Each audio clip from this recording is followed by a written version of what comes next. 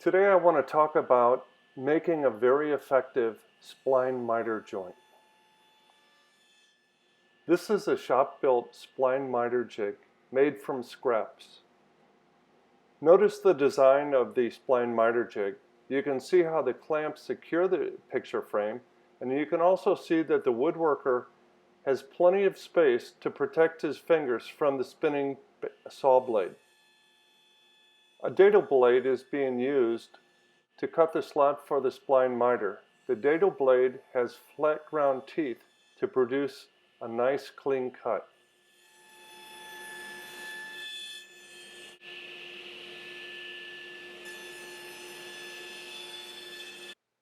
Take a look at the slot for the miter.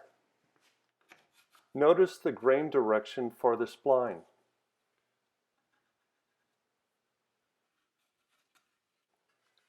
At the bandsaw, we'll cut the splines. Notice the L-shaped rip fence. This is used to cut thin material on the bandsaw. Make sure to lower the bearing assembly guide. This will limit the exposure of the bandsaw blade to your fingers.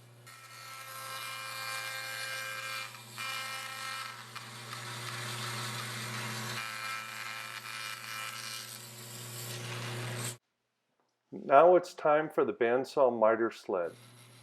Here you can see how the splines are produced. Now simply flip the spline material over and make another cut. Now it's time to apply glue to the spline.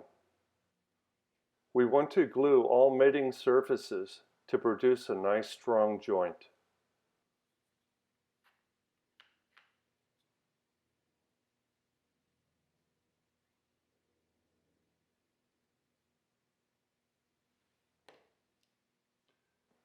Simply slide the spline in place.